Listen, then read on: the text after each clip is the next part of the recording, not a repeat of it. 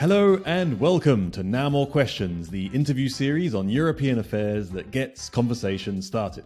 You're watching episode 4 of our second season, where we will be discussing the Critical Raw Materials Act released by the European Commission on the 16th of March 2023.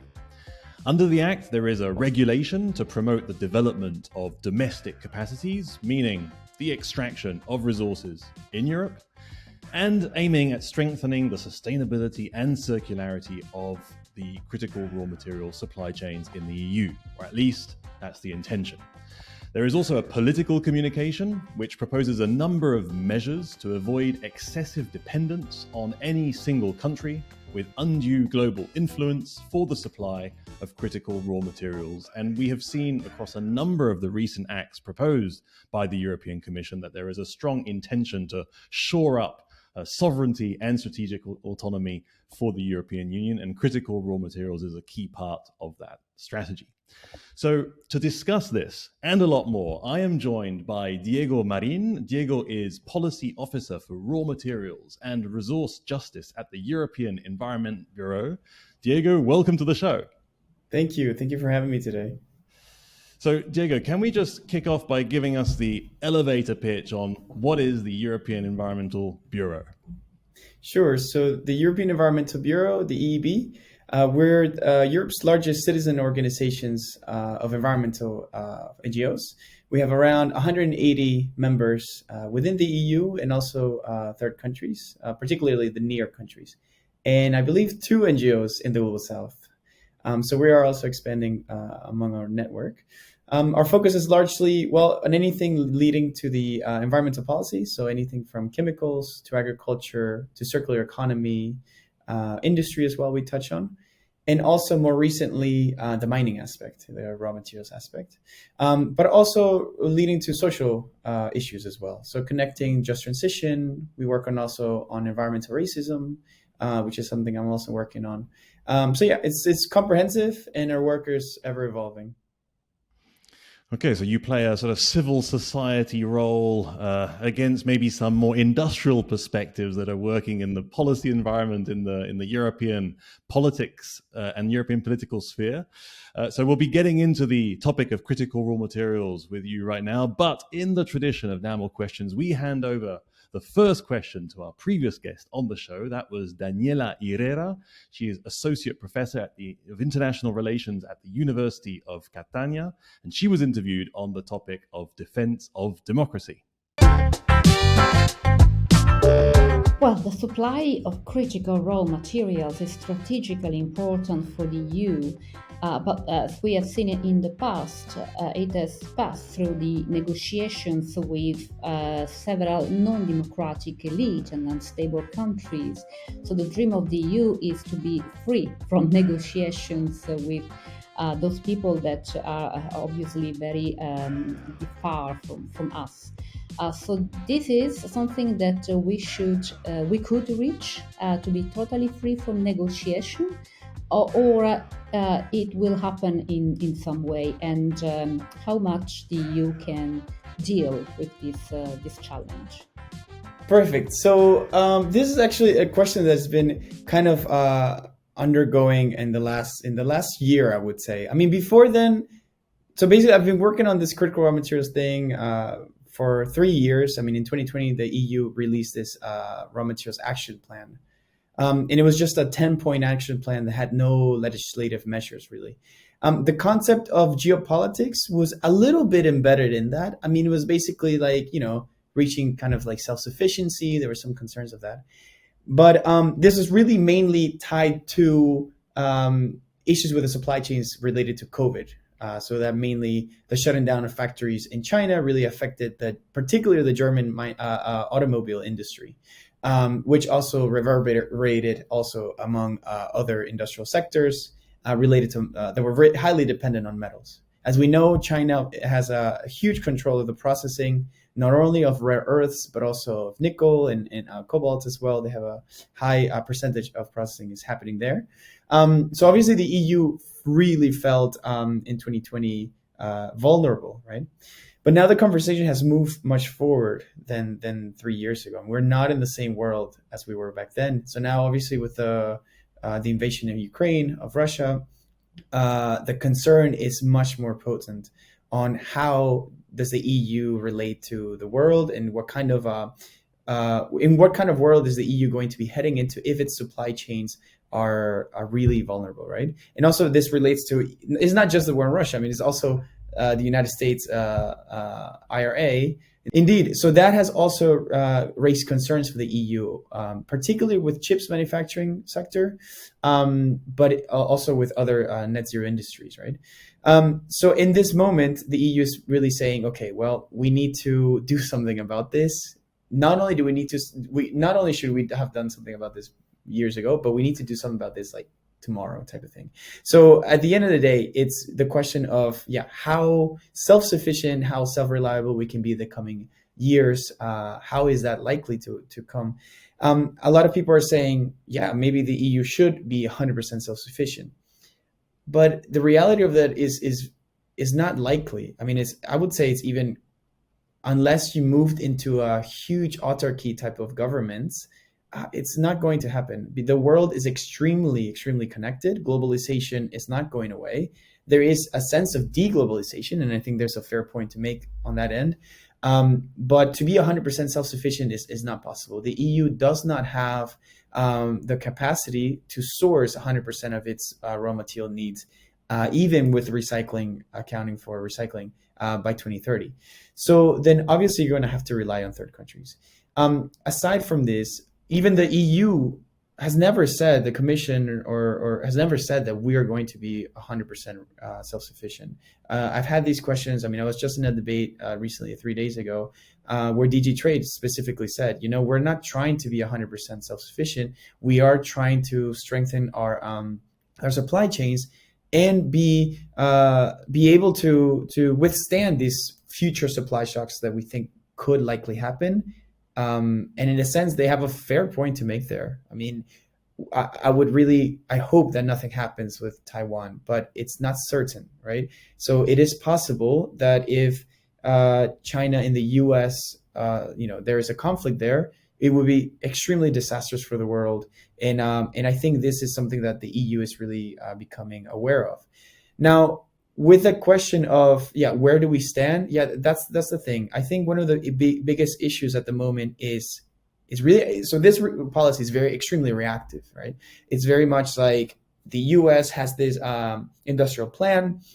We at the EU have abandoned industrial policy for a very long time, since the 1980s, right? China has really surpassed us in many ways on the semiconductors capabilities, also sourcing of these materials, but not only sourcing in China. I mean, there is a level of sourcing in China, mining activities in China, but a lot of it is actually coming from third countries where Chinese companies are actually having shares or operating in third countries, right? And where obviously these materials then come for processing in China. And what China did, even in the early 1990s, when I believe it was Deng Xiaoping that mentioned, Saudi Arabia may have oil, but China has rare earths.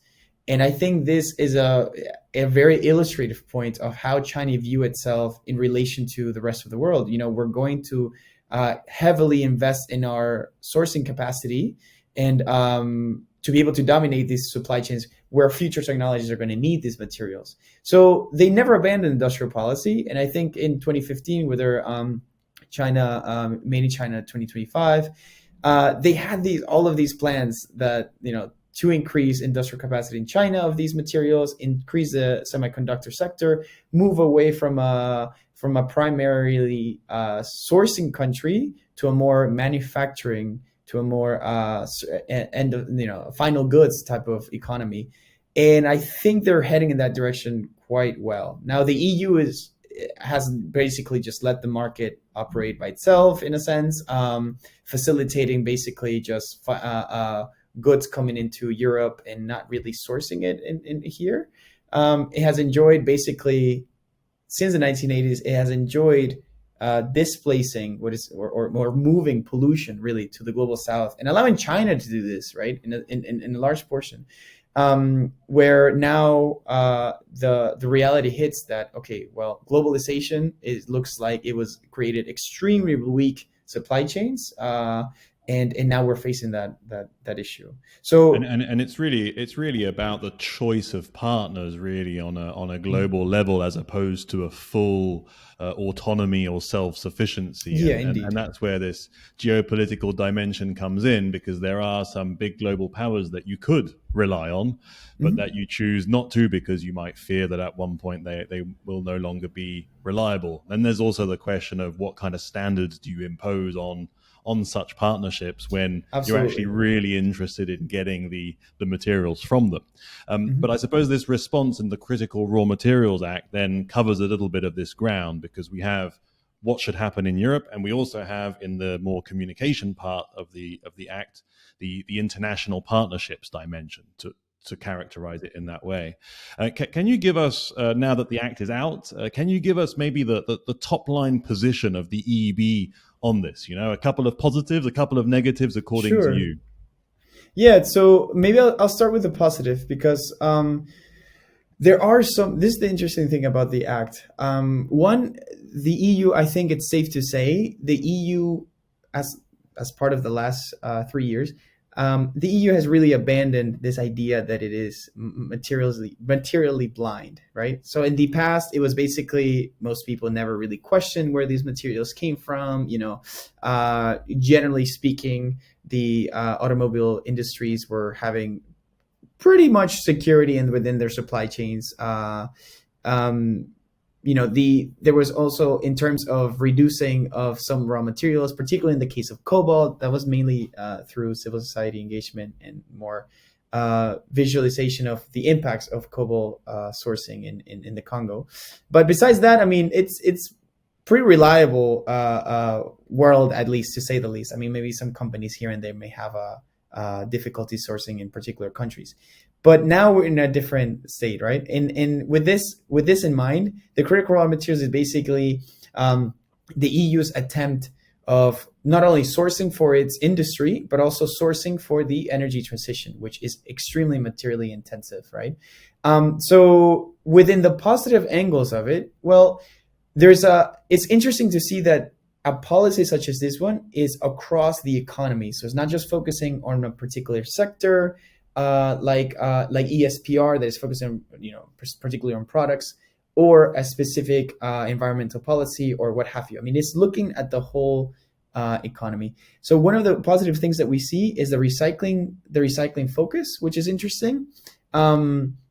It has 15%. Of course, that's on the aggregate, and it would be interesting to see it on the particularly on which materials we want to reach that 15%, because in the case of rare earths and lithium, it's around 1% of recycling, whereas in the case of copper, I believe it's around 40 to 60%. So, both of those materials differ greatly, right?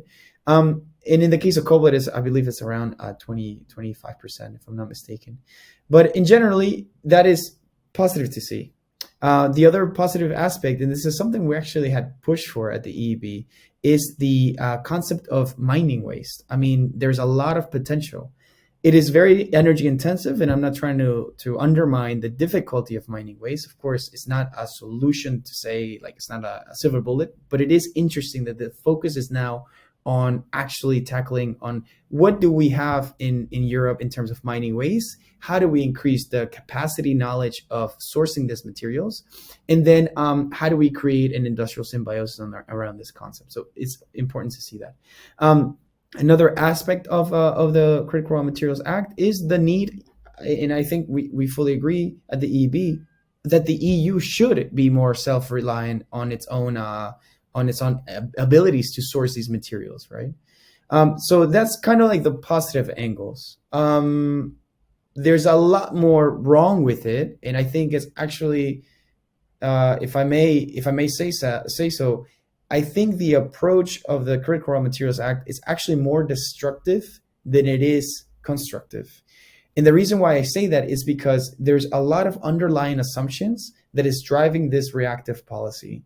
And this policy is very reactive. One, that time frame is very short. It's only until 2030. But it creates a precedent of what the future will be. The EU attempts, at least, to have what is called a green growth policy, really putting in environmental and human rights concerns on the sideline for industrial capacity. And this is where our biggest red flag is. It is also not focusing. It's focusing on the more end of pipe solutions for the circular economy, such as recycling, and not enough language on repair, reuse, and longer lifetime of products. So we need to move higher up in the waste hierarchy framework.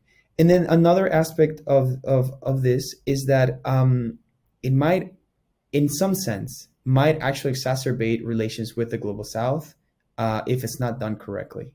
And maybe we can speak about that as well.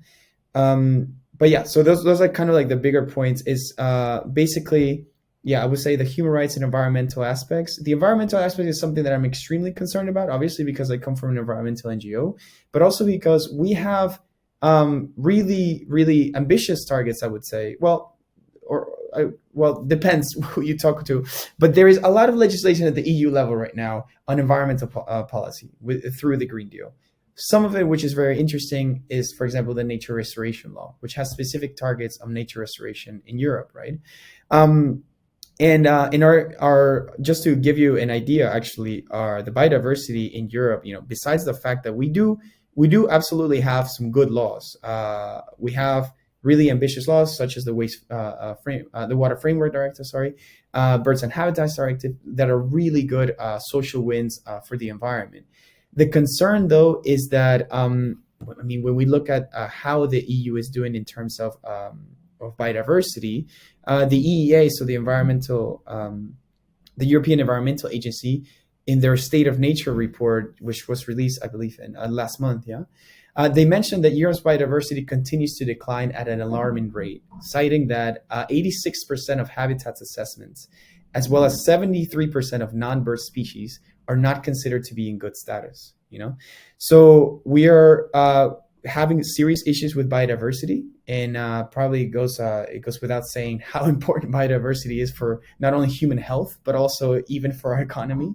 And then the other aspect of that is that if we had this, for example, just to tell you, if we had this Critical Raw Materials Act, let's say, right, back in the 90s when we should have started moving away from fossil fuels, then increasing industrial capacity of the mining sector within this sphere would have been potentially okay, in the sense, by that I mean potentially in terms of how the biodiversity impacts would have been back then, or how the biodiversity loss is now compared to 40, 30 years ago. We're losing biodiversity at such a great scale that increasing another industrial, more industrial capacity around the world, because it is a world transition at the end of the day. It's not just a European transition. We are risking of really closing in or getting much closer to what is called ecological collapse, right? So this is the challenge where I come in when I criticize the mining or the Critical Raw Materials Act, that it's coming at a time when we need to really tackle consumption and production. We need to tackle demand, and this is kind of like where my biggest fear is we're not in the world that the politicians think we are. We are in a world where biodiversity loss is such a serious and pollution, I should say, such a massive problem, that increasing the industrial capacity of a sector that is particularly polluting, and particularly water intensive, I think we're going to have bigger problems than we can hope for. And what you mentioned when you talk about the potential risks in relation to environmental aspects, but also human rights, and you link that to industrial capacity, so that we're trying to get more critical raw materials to supply an industrial capacity. But actually, there's also the broader transition that these raw materials are permitting. Whether it comes to digitalization or the energy transition. And just to bounce off what you just said, those transitions are not about having less production and less consumption. Quite the contrary. I mean, digitalization thoroughly expands consumption.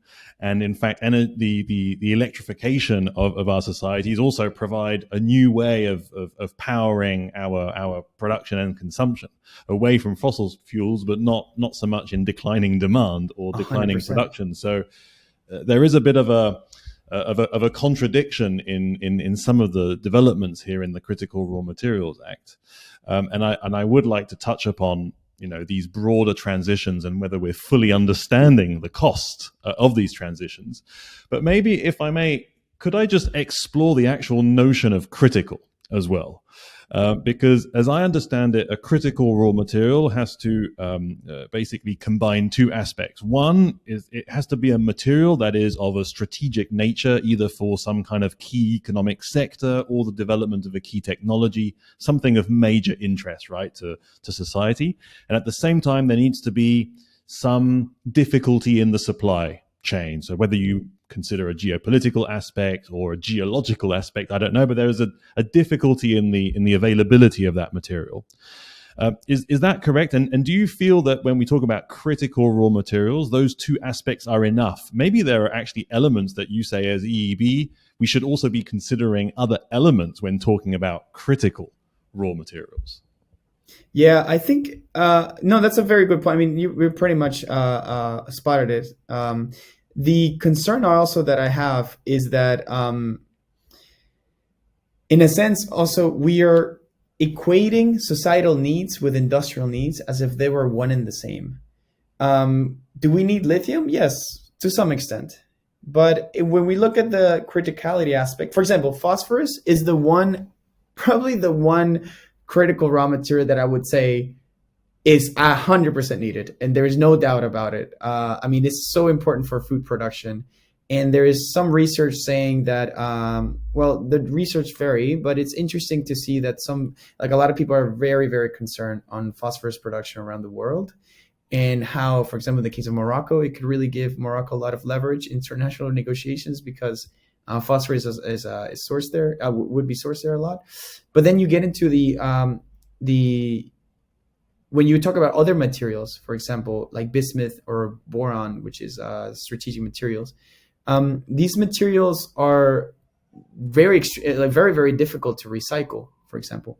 So as you put these materials, I mean, but they're needed in terms of alloys, for example. They're very interesting for companies, of course. So it's nice in a sense to have these lists, I guess, to some extent, for the industry, but also for politicians, because it kind of guides, okay, what does your economy need?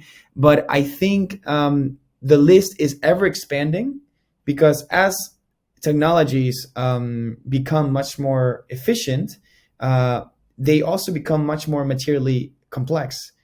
And you require many more materials because you're increasing efficiency, right? And this is kind of like just a broad point.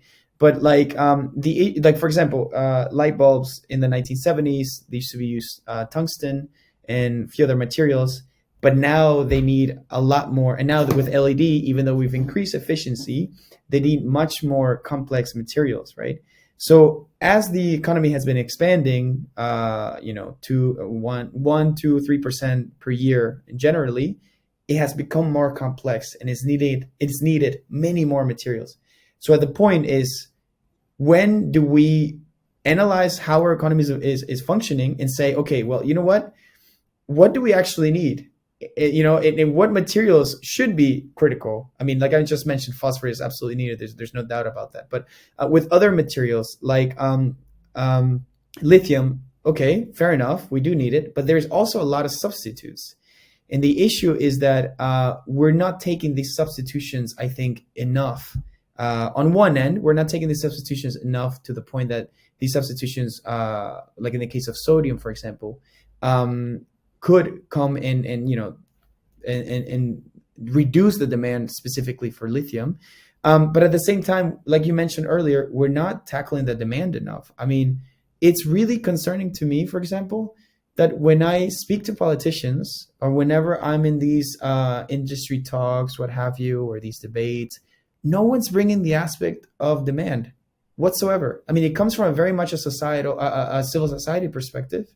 And I think a lot of people are concerned, okay, well, what does reduction of demand mean? Are we asking people to reduce their individual consumption? And this is where I think the distorted nature of tackling demand comes in, because it gets twisted into this personalized level, which is absolutely not what's needed. We need an industrial understanding of what reducing demand looks like. And also we need the politicians to really come up with solutions on what this could look like on a societal level. Just to give you an idea, 60% of the demand, expected demand, I mean, when you're looking at EIA demand projections or what have you, 60% of the demand, 50 to 60, I mean, it really varies from whoever's looking at it, but it comes from the mobility sector. And much of that money, or much of that demand, sorry, comes from private vehicle use, so EVs, right? Because they need huge batteries and what have you. So at the moment, we're risking the planet for individual consumption for people that can actually afford an electric vehicle, because at the moment they're still expensive, and then there's many people like myself who don't even want a vehicle, right? So in a sense, there's your lowest hanging fruit. If we have this issue at the moment where we're really freaking out about supply chains in Europe, which fair enough, I understand is a very contentious geopolitical world, fair enough. But if we're looking at this issue and we're not tackling at the lowest hanging fruit, looking at where is the demand really coming from with these EVs, and not being creative enough to think of solutions of how to reduce that demand, then I think we really, really shooting ourselves in the foot on what a just transition could look like. Because I could tell you what this could look like. We could heavily, among all member states, could heavily invest in a highly underinvested sector for the past 40 years, what have you, which is the transportation sector. Heavily investing in rail, heavily invested in mass public transport, such as buses, of making it very affordable. Subsidizing all of these sectors would allow people to move around without necessarily owning a vehicle, and you're already reducing the demand. So I think that's our lowest hanging fruit, is connecting the transportation demand connected to the transportation needs. And I think, for example, in the case of Germany with the €9 ticket, this was a really interesting approach to reducing, for example, energy demand, because the war in Ukraine. But also it had a really positive societal effect. Like from what I remember seeing, I think it was 15% of the people that used it to get to work. And these are just regional trains, by the way, at a very affordable rate. Even the elderly used it to travel to areas that they didn't think they could. And so this is a positive approach. Unfortunately, it was extended to €49, which it's better than what it was before, but it's not so affordable like a €9 ticket.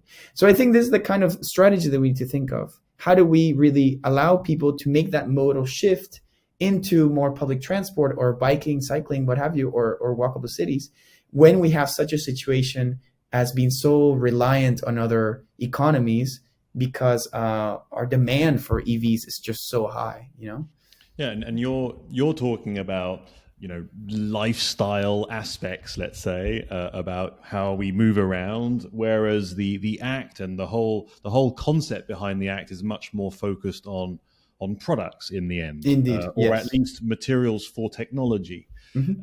And beyond the individual behavior, there is also a political construct to enable these kinds of products to enter the market. So there is a cost, but there is also a massive subsidization program to enable these transitions to happen. And so it's not just, I think, a question of individual behavior. It's also a question of how are our elected officials guiding us into a certain direction, and are we fully understanding the implications and impacts of these changes, of these new materials or new combinations of materials that are entering our society.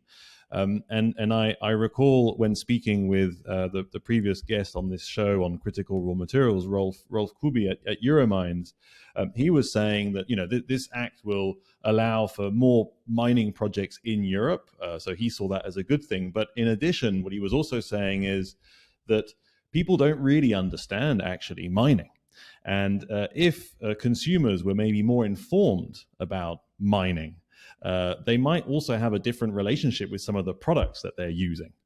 Especially I would imagine mining that is outside of Europe, and that's a bit of an area that I'd like to understand from you. Because I would imagine it's difficult to sell to the European public that we're going to open lots of new mining projects around Europe. And you were talking about biodiversity loss and all sorts of other things. So I imagine that's a bit of a problem for you on the one hand, on a European level. But at the same time, we do need to mine. There is a kind of mining imperative in this whole discussion. And so where do we go? And is it an exaggeration to say that our societies in Europe are overly dependent on very poor mining conditions in the global south? I mean, is this real? Are we really overly dependent on very poor mining conditions for miners, for communities who are working in this area? Is this something that we should be really alarmed by? Oh, 100%. I think that this is, like, for example, in 2016, Amnesty International released a report looking into the sourcing aspects of cobalt in the Congo, in the Democratic Republic of the Congo, how it was affecting, or how children really were sourcing these materials. And what it did, it created a societal backlash and increased pressure for automotive sector to clean up their supply chains. In the case of Tesla just decided, you know what, we're going to try to move away from cobalt altogether, because the tensions on the sourcing of it is too much. So there is, I would say, there is a growing interest, I think, from consumers in general to look into how these materials are being sourced. And I think that there's a lot of potential to, even pay for higher, to some extent, right? At least for the electric vehicles market. There's even interest in paying more for these more responsibly sourced raw materials, but the responsibility is tricky, and we'll speak about that a little bit. But on the other aspect, on what you mentioned on the bulletin CEO, in this sense, yes. So it's difficult to mine in Europe because, to some extent, it's not so clear at the moment how this is going to look like. There is indeed, like you mentioned, a pushback on this on the sourcing side, and a lot of mining companies are very well aware of how mining is so contentious here.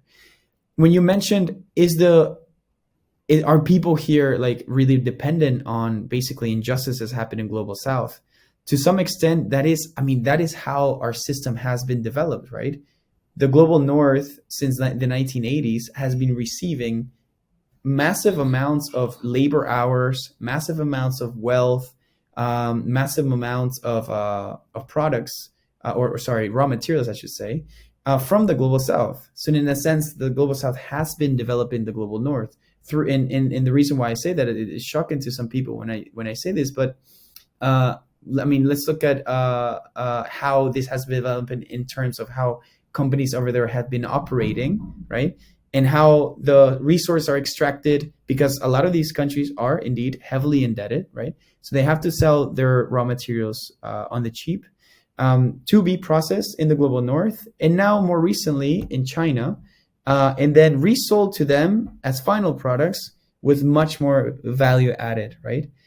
At the same time, it gets us into a tricky situation, because we're saying, okay, well, then that means that the European consumers depend highly on this extractive relationship. And in a sense, it's true. We do. Because if this extractive relationship didn't exist with the global south, our items would cost a lot more. So that's the thing. Where do we source these materials? See, that's the question. It's going to be very dependent on the project itself, because there are some projects in Europe that could be done. For example, in Cornwall, there is this lithium project that's being done there, and there is, as far as I know, there's no community opposition, and there's no community opposition because there's already decently, or I would say, a sector that was very present. So the mining sector is very present there I believe in the 90s, maybe 80s, maybe even before. So there's already kind of a relationship to the mining industry in that area. And from what I understand, that the lithium mining project in Cornwall is not very environmentally impactful. With that being said, there's other projects, such as in northern Portugal, in the area of Barroso, where a lithium mining project is directly affecting agricultural communities who are actually, this is really interesting because these communities are relying on more traditional agricultural practices. In the EU, we have largely lost these agricultural practices that are low impact because of massive industrial agricultural activities, right? So within these communities in Portugal, there is, low impact livelihoods. They also have a lot of ecotourism there, a lot of good high quality organic products. And then you have at the end, at the next door, a lithium mine that is supposedly there for the energy transition, impacting agricultural communities that are actually, from an environmental or perspective, you can look at them and say, well, they're actually living very sustainably. So we have this juxtaposition and huge contradiction, as you mentioned earlier, of what the energy transition looks like, right? So in this industrial project, these communities are saying no to the mine because of how it's going to directly affect their livelihoods. But also they're also not only just challenging their own livelihoods, like the mining project itself, but they're criticizing and really going against this extractive model in itself. And that's kind of what I want to get to, because when the question is, well, where should we mine? It's not black or white. It's not. The question really should be, how much should we mine? That is the first question. And I think even the mining industry is aware of that. I don't think most mining companies out there think that the EU will be able to achieve its goals that it has in the time that it has set itself out. So that's the thing. It's particularly in Europe, for example, that 10%, it's going to be extremely difficult because we're talking about, I think the EU sources around 1 to 3% of its critical raw material needs. And then, so we're asking 10%. So it's a huge jump, more than 3 times, right? If you want to get in the most positive scenarios. So that means 3 times more mining in a sense, right? And yeah, so the question really isn't about, where should we mine, but I think how much should we mine? And so that's one question. But then the other one, okay, if we were to do it, then it has to be done in the best way possible. And this is where the devil's in the details, because the best way possible at the moment, at least the baseline, I mean, you can find maybe some project, and quite frankly, I've tried that myself, to find projects that are actually working for the people and where they had the social license to operate and it was working well, blah, blah, blah. There's few projects I think you can think of, but the baseline is the most important thing. How are companies operating on a baseline level? How is the sector behaving? And Responsible Mining Foundation has been doing this research on, last year they released their study, and then I think they released it before that, I think it was in 2020. And they have found that most mining companies out there, well, actually no mining companies, are meeting the societal expectations. And they have a very rigid methodology of what this means in terms of environmental impacts, gender impacts, water consumption, stuff like that, biodiversity loss and stuff like that. And they find that no companies are actually meeting the baseline where they would say, okay, companies are behaving a pretty good way, right? Let's say. And the interesting portion is they analyze so many different companies. The European companies, well, some of them are on the bottom of those companies. So it's really concerning how the narrative is being framed into this responsible mining, blah, blah, blah, and then how minings are actually operating on the ground. And I think for us, it's extremely concerning because now we're basically relying on a sector that has the most human rights impacts around the world. I mean, Business and Human Rights has done excellent research on this, finding that out of 500 allegations leading to the mining sector, I believe 1/3 of them related to community rights, 75% related to water rights, and many of these have led to, unfortunately, killings as well, tied to these mining activities. So at the moment, we're relying on a sector that is not only environmentally polluting, but also has huge human rights ramifications, and also Also concerns about corruption. Of course, they are quite rampant within the sector. So that's the thing in the mining. Yeah. So that's the thing. It's a difficult challenge of when people ask, okay, well, we need these materials for the energy transition. How do we get there? It's not easy. And even from an environmental point of view, I mean, you can look at it and just say, well, we don't need mining. And I think under some areas, well, some areas should never be mined, especially protected areas or the deep sea or even the Arctic.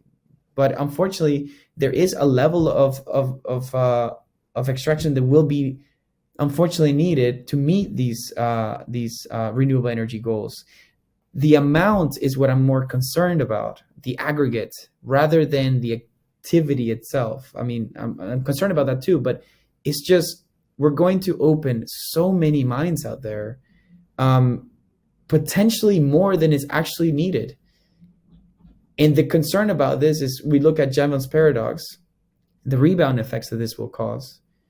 Is the assumption from the EU at the moment is that recycling capacity will be built by around 2035, 2040. By 2050, it will be very, very well established. What it's assuming is that as you increase mining activities, you build up the stock of these materials that are needed, right?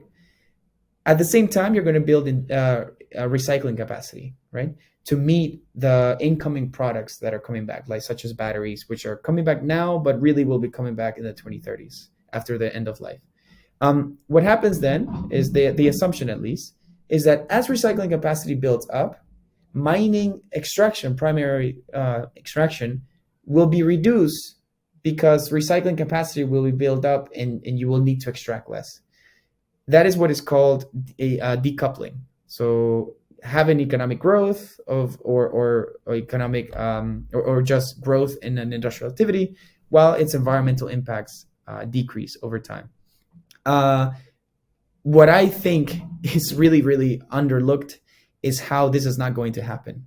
And it's not going to happen whatsoever because there is new technologies that will be coming into market that we don't know what they are just yet, but will be invented. Like we didn't know drones in the early 1990s, or we didn't know in 2000 that iPhone was going to come up with, or how intricate and rare earths was going to, what an iPhone was going to need. So what is going to happen is we're going to flood the market with all of these interesting, cool looking, shiny things. I don't know, vanadium and then neodymium, and you're going to have some nice cobalt in there, what have you, into a system that is extremely reliant or overproduction. What is going to happen then, technologies that use these materials at the moment will, of course, grab in what the market is offering, right? And then technologies will be created that will take in these materials, and technologies that don't currently use critical raw materials will now have access to them and will potentially use them because they want to increase their efficiency. So we're going to have, because the focus right now is, material efficiency, energy efficiency. Everything is about efficiency. So then you have a stronger need for these materials. Recycling capacity will never be able to meet all of that because you would need a lot of years to do that. And also you will need more and more mines because the next Critical Raw Materials Act in 2040 will no longer be about renewable energy, but will be about, I don't know, and I'm being facetious here, but about how, I don't know, like things that are not actually social needs are certainly social needs because the industry is lobbying for them to be included in this strategic raw materials list or what. Yeah, I mean that is one of the aspects of this, is that we think critical raw materials in a static way, as if they were an established list of materials, but they're only an evolving list of materials, and therefore, extractive projects will evolve as well. And I think, what you describe is a potentially gloomy prospect, but even if it's not so gloomy, there is still, I think, one key learning from all of this is that, we have not fully integrated the cost of mining into our political projections of all these beautiful transitions that are waiting for us. The energy one, the digital one, they all sound fantastic, but they don't actually integrate the full cost of mining. And we've seen this in the way that also the European Union tends to externalize its environmental problems and then imports those back into products, on the quiet. And there's something similar here. And I would imagine that the global South, if we are to call it that way, would probably also wonder exactly if they should partner with the European Union on a Critical Raw Materials Act, because I would be, I think, quite frustrated to have the European Union come to me and my resources telling me you've got to extract more according to my principles when I don't necessarily have to respect them, 100%. And so that's something of a problem. But I think you've elaborated very very eloquently on some of these challenges. Obviously, we could talk about this, I think, for a several number of hours, and I think you will be engaged in those conversations. So good luck to you, Diego. Thank you so much for having taken the time to be with us on the show. Thank you. Thank you for having me. I appreciate it. That was Diego Marin, Policy Officer for Raw Materials and Resource Justice at the European Environmental Bureau. I hope you enjoyed that conversation. He gave us a lot of insights on some of the challenges in relation to the extractive industries around the world and what will be really required to power our digital and energy transitions. Are we being given all the facts on the real costs of these transitions? Stay tuned for our next episodes. Our next episode will be on the virtual worlds. So, see you soon.